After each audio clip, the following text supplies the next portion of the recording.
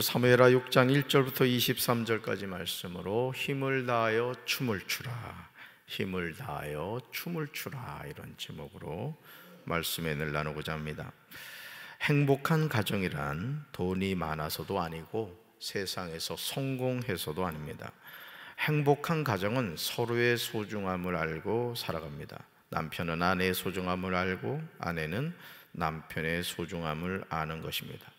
부모는 자녀의 소중함을 알고 자녀는 부모님의 소중함을 알고 살아갑니다. 그런데 우리는 이런 행복을 찾지 못하고 엉뚱한 행복을 찾습니다.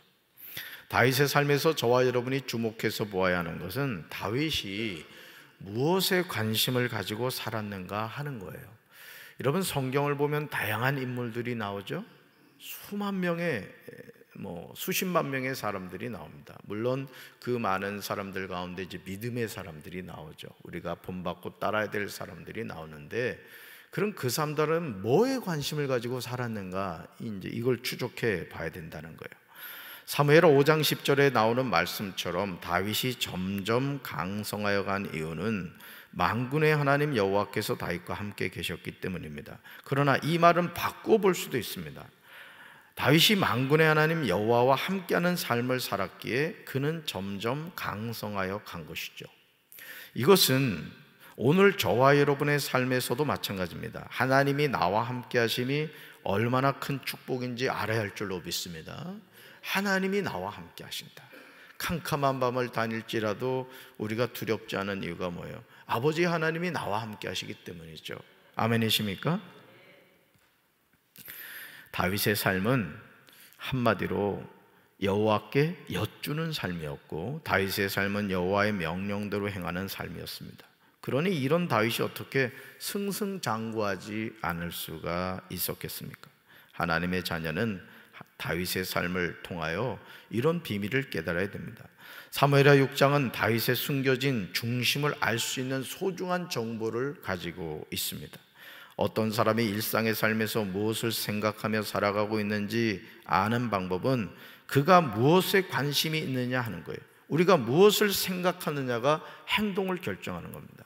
그러니까 생각이 행동을 결정하고 행동이 습관을 만들고 습관이 운명을 만든다, 이제 이런 말도 있죠. 다윗은 이스라엘에서 정병 3만 명을 징집하여서 그들을 모두 이끌고 유다의 바알라로 올라갔습니다. 왜냐하면 거기에서 하나님의 궤를 옮겨올 생각이었기 때문입니다. 그 궤를 그룹들 위에 앉아 계신 만군의 주님의 이름으로 부르는 궤였습니다. 도대체 다윗은 무엇을 하려고 우수하고 강한 군사를 무려 3만 명을 징집한 것입니까? 그 이유는 블레셋과의 싸움에서 승리했는데 무엇 때문에 이 많은 군사를 모집합니까? 정말 놀랍게도요, 다윗이 이스라엘에서 택한 모든 사람 3만 명을 다시 함께 모은 이유는 전쟁을 위한 것이 아니었다라는 것이죠. 다윗은 유다의 바알라로 올라가서 그룹들이 앉아 계신 만군의 여호와 이름으로 부르는 하나님의 궤를 옮겨오기 위함이었던 거예요. 여러분 한번 생각해 보세요. 하나님의 궤가 그렇게 크지 않단 말이에요. 그렇죠? 조각목으로 해서 만든 하나님의 궤가 크지 않다고요. 근데 지금 군사 몇 명을 모집했다고요? 정병 3만 명. 자, 뭘 알 수 있을까요? 하나님의 법궤를 향한 다윗의 마음을 알 수 있는 거예요. 그냥 몇 사람 보내가지고 하는 게 아니라 오늘 이 말씀을 읽어보면 얼마나 다윗이 공을 들였는가를 알 수 있습니다. 우리는 여기서 다윗의 중심에 하나님의 궤가 늘 자리 잡고 있었음을 알 수 있습니다. 사무엘하 6장 3절부터 5절에서 다윗이 하나님의 궤를 모셔오기 위해서 얼마나 정성을 다해 준비했는지 알 수 있는데, 단순히 군사 3만 명만 모집한 것이 아닙니다. 여러분 3절 보실까요? 3절 보시면 하나님의 궤를 새 수레에 실었습니다. 새 수레. 아비나답의 집에서 나올 때 아비나답의 아들 우사와 아효가 새 수레를 몰게 했습니다. 심지어 5절 보실까요? 5절. 다윗과 모든 사람들은 여호와 앞에서 잣나무로 만든 온갖 악기를 연주했어요. 수금과 비파와 소고와 양금과 재금으로 연주했습니다. 다윗이 얼마나 공을 들였는지 알 수 있죠. 그러니까 여러분, 하나님의 궤를 다윗성으로 모셔오기 위해서 엄청난, 여러분 군사 3만 명이라고 생각해봐요. 정병 3만 명에다가 지금 여기 등장하는 악기들 보라고요. 어제 우리 고은이가 레브? 마음이란 뜻이라 했잖아요. 그 네 사람이 현악 앙상블을 하는데도 얼마나 멋집니까? 그런데 그 많은 악기들이 다 동원이 됐다고 생각을 해봐요. 그러니까 어제 우리가 나왔던 울림오케스트라나 다드림 찬양단이나 그냥 다 그냥 그만큼만 했겠어요. 더 많이 한 거지, 더 많이. 예. 그런데 이게 웬일이죠? 사무엘하 6장 6절과 7절 보세요. 이토록 기쁘고 즐거운 날에 예기치 않은 일이 일어났어요. 우리는 이 장면을 보면서 당황하게 되죠. 왜 이런 일이 일어나지? 자, 6절과 7절 같이 읽습니다. 그들이 나곤의 타작마당에 이르러서는 소들이띠므로 웃사가 손을 들어 하나님의 궤를 붙들었더니 여호와 하나님이 웃사가 잘못함으로 말미암아 진노하사 그를 그곳에서 치시니 그가 거기 하나님의 궤 곁에서 죽으니라. 아멘. 사실 우리는 이 구절을 대하면서 큰 충격을 받게 됩니다. 왜냐하면 나곤의 타작마당에서 소들이 띠므로 웃사가 손을 들어서 하나님의 궤를 붙들었는데 웃사의 행동이 잘못된 것이라는 점과 또 그 일로 말미암아 하나님이 진노하셔서 웃사를 그곳에서 치셔서 웃사가 나곤의 타작마당에서, 그것도 하나님의 궤 곁에서 죽은 것입니다. 사랑하는 성도 여러분, 소들이 뛰어서 하나님의 궤가 떨어지려고 하는데 그냥 두어야 합니까? 한번 대답해 보세요. 여러분 생각해 봐요. 자, 새수레에 하나님의 궤를 싣고 간단 말이에요. 자, 웃사하고 아효가 이제 그 새수레를 몬단 말이에요. 근데 어떤 이유 때문인지 이 소가 그냥 미쳐서 날뛴단 말이에요. 그래서 하나님의 궤가 떨어지려고 그러네, 수레에서. 그럼 여러분 어떡할 것 같아? 에이, 떨어지면 떨어지고 말라면 말지. 그러시겠어요? 뭐라고 대답해야 될지 지금 고민이, 잠이 확 자라나지. 우린 본능적으로 잡습니다. 왜? 하나님의 궤잖아요.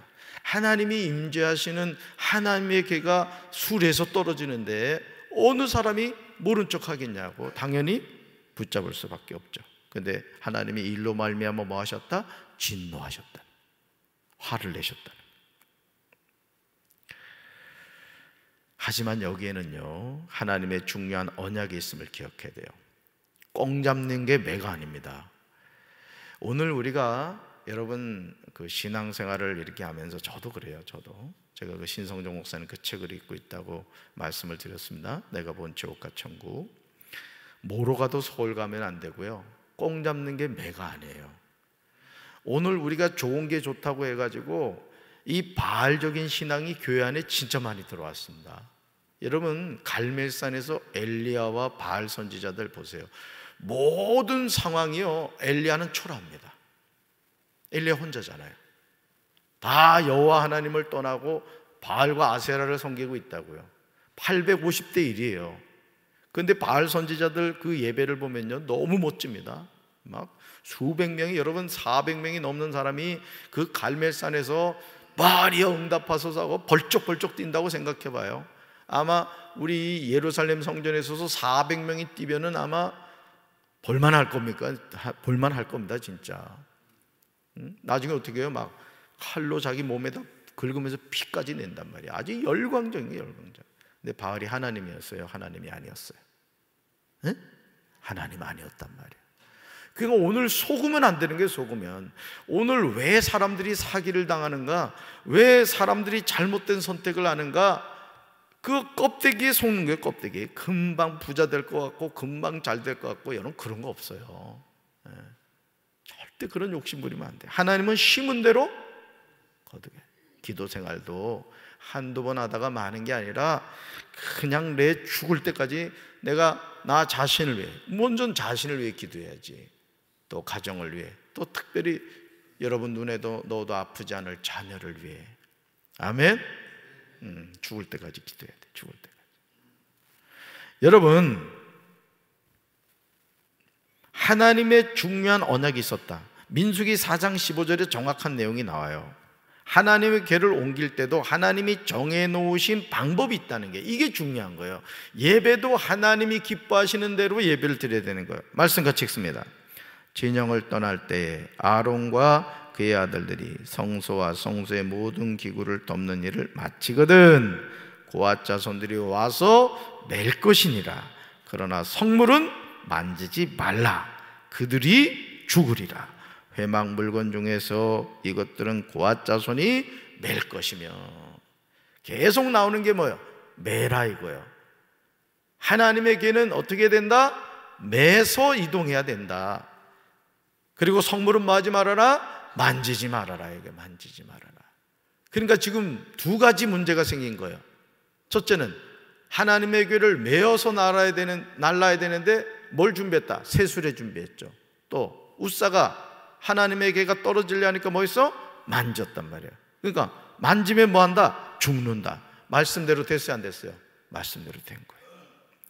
하나님의 교회를 옮기는 일은 아무나 할 수 있는 일이 아니었습니다. 고앗 자손들에게 하나님이 맡기신 일이었고 하나님의 교회를 옮기는 방법도 세술에 실어서 옮기는 것이 아닙니다. 출애굽기 25장 14절을 보시면 채를 궤 양쪽 구리에 꿰어서 고앗 자손들이 어깨에 매야 했어요. 이것이 하나님이 모세를 통하여 내리신 명령입니다. 또한 하나님은 고앗 자손에게도 성물은 만지지 말라고 하시면서 만지면 죽는다고 하셨습니다. 그러므로 우사가 손을 들어 하나님의 궤를 붙잡은 것은 당연히 죽을 수밖에 없는 죄를 지은 거예요. 그러니까 여러분, 우리가 신앙생활 할 때요, 제일 위험한 게 뭐냐? 내 생각이에요. 내 생각. 하나님이 그러시잖아요. 내 생각은 네 생각하고 다르다. 그러니까 오늘 여러분, 우리가 신앙생활은요, 하나님 말씀대로 해야 되는 거예요. 말씀대로. 믿습니까? 기차는 항상 어디 위를 가야 돼? 레일 위를 가야 되는 거예요. 하나님의 자녀는 구약과 신약이라는 레일 위를 가야 되는 거라고. 여기 벗어나면 탈선이 되는 거라고요. 아멘. 불편하더라도, 내 생각과 내 경험과 다르더라도 하나님이 가라 하면 가는 거고 서라면 서는 거예요. 똥꼬집 부리지 말라고. 이 신앙생활하는 성도들 보면 똥꼬집 부리는 사람들이 있어. 담임 목사가 그러면 안 된다. 이렇게 하십시오. 이렇게 알려주는데도 불구하고 아주 그냥 똥꼬집을 부려. 죽는 거예요. 그건 죽는 거. 아멘.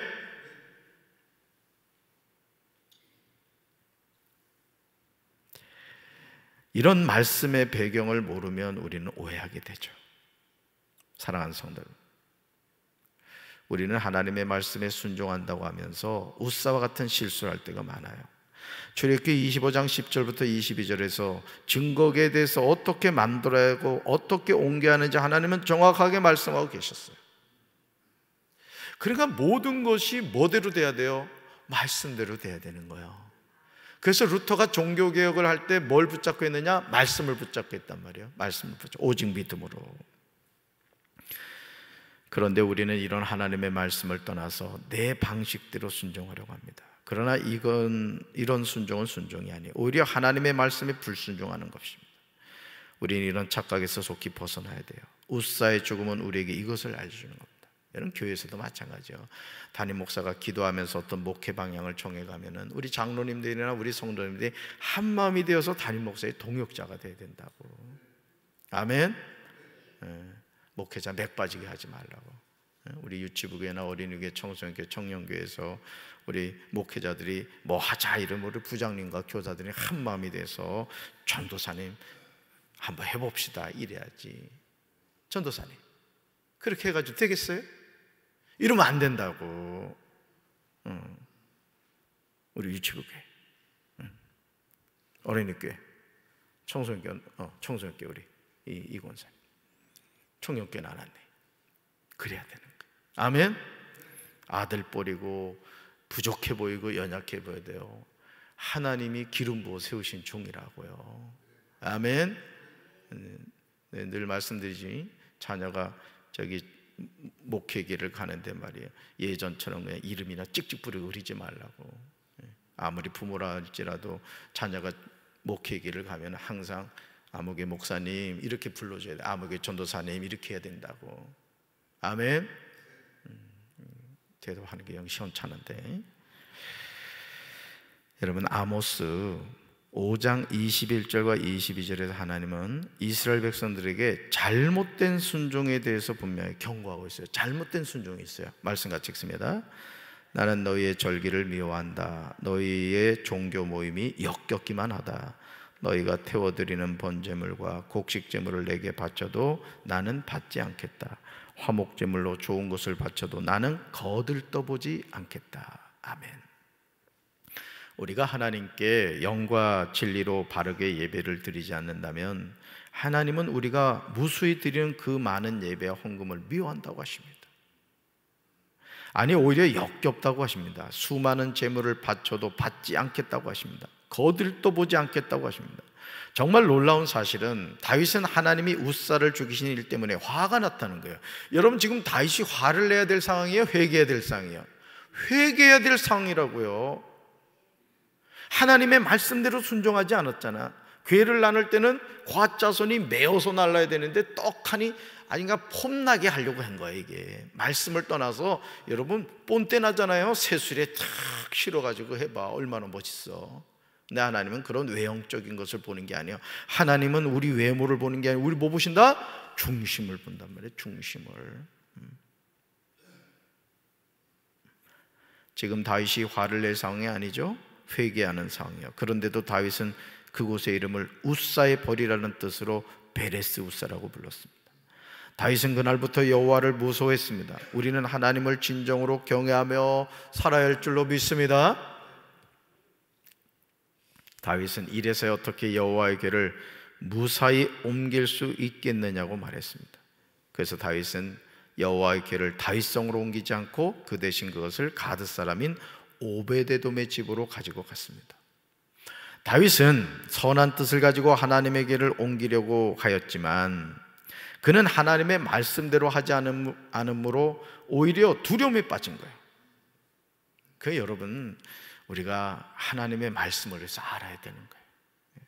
자식이 부모에게 효도하려면요, 사실은요 부모님의 마음을 알아야 되는 거예요. 그렇잖아요? 여러분도 부모로서 이래 살아가시지만 어떤 자녀가 이쁩니까? 부모의 마음을 잘 이렇게 헤아리는 자녀가 이쁜 거야. 뭐 갖다 주는 거 없어도 말 한마디라도 엄마 힘들지. 진짜 자녀가 여러분 이런 얘기 한다고 생각해요. 엄마, 내가 요즘 엄마 위해 기도하고 있어. 기절초풍할 일이지 뭐야. 그지? 막 지갑이 열리는 거야. 그런 자녀한테는. 이쁘잖아. 우리 하나님도 그렇다고. 여러분들이 하나님께 이렇게 어떤 예물을 드릴 때도요, 이런 분은 없을 거야.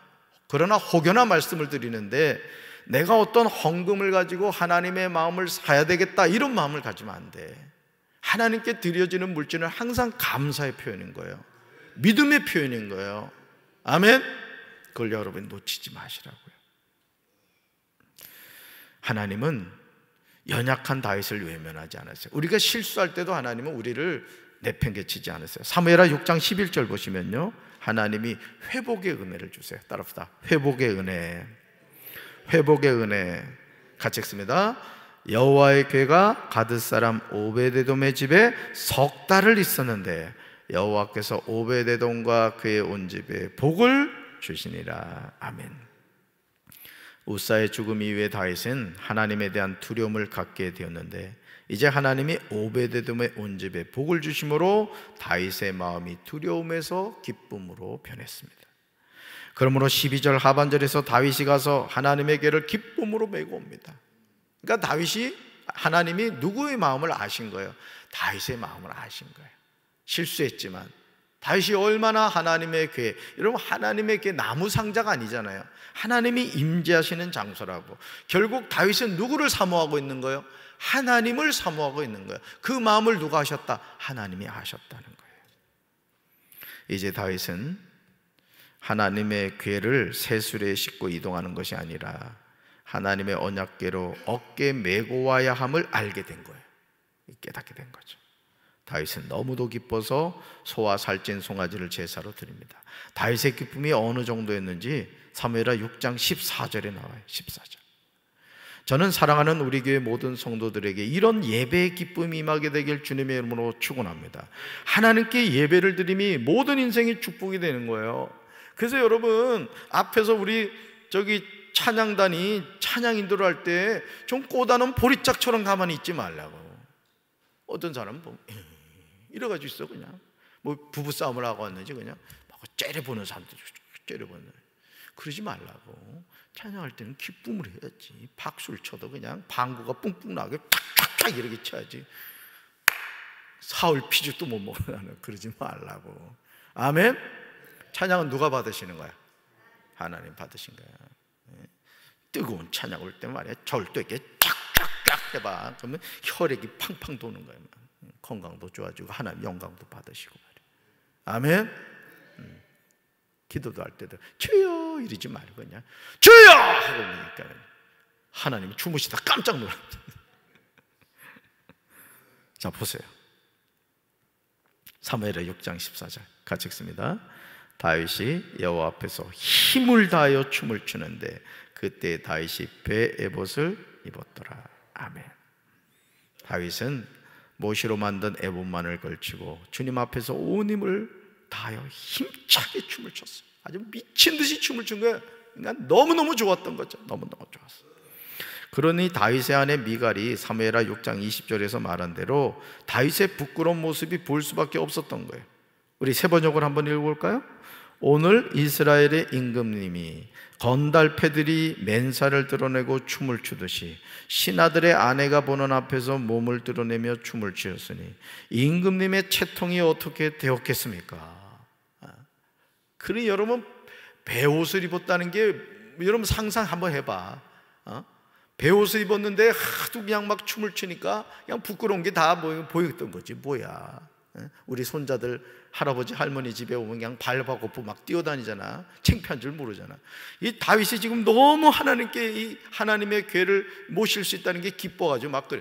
그냥 어떻게 보면 정신줄이 놓여진 거지. 그렇지만 하나님은 그런 다윗을 기쁘게 받으셨다.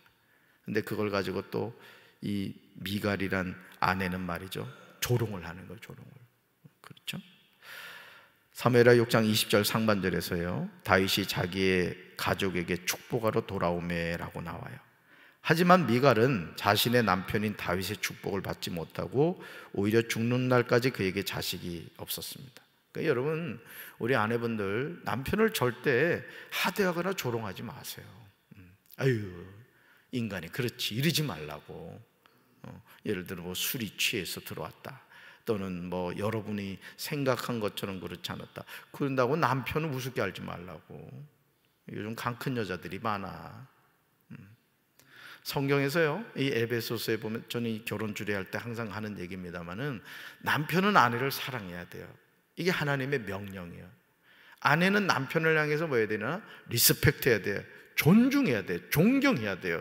왜? 여러분, 가정의 머리는 남편입니다. 우리 아내들 아멘 안 해? 그런 거야. 그러니까 여러분, 하나님은 질서의 하나님이시라고.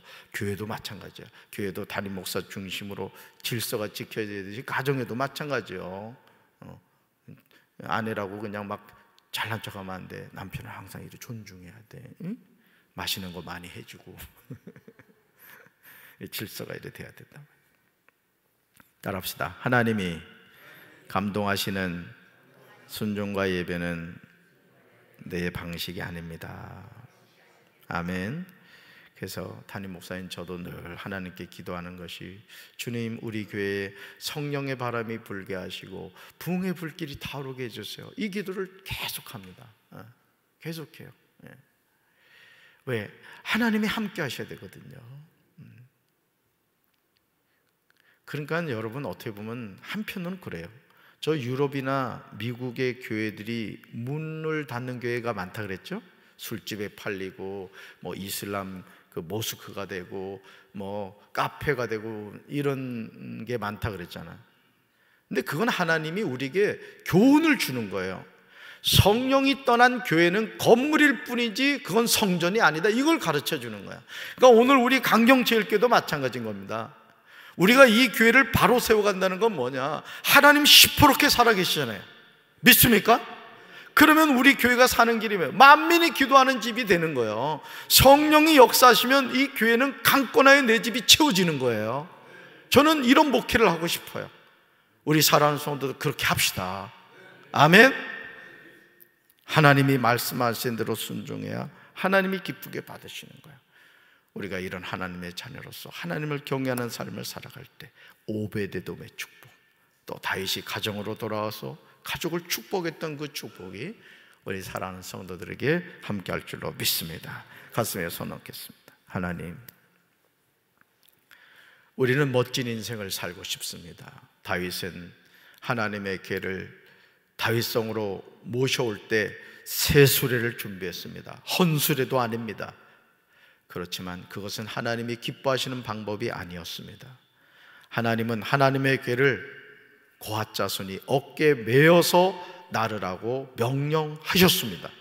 그러나 그 하나님의 방법을 버렸을 때 결국 웃사는 하나님의 궤를 만짐으로 죽고 말았습니다. 오늘 우리 안에서 웃사가 죽게 하시고 하나님의 말씀만 살아있게 하여 주옵소서. 내 방식, 내 경험을 따라가는 인생이 아니라 하나님의 말씀을 존중히 여기고 그 말씀대로 순종하는 우리 교회가 되게 하여 주시옵소서. 예수님 이름으로 간절히 기도합니다. 아멘.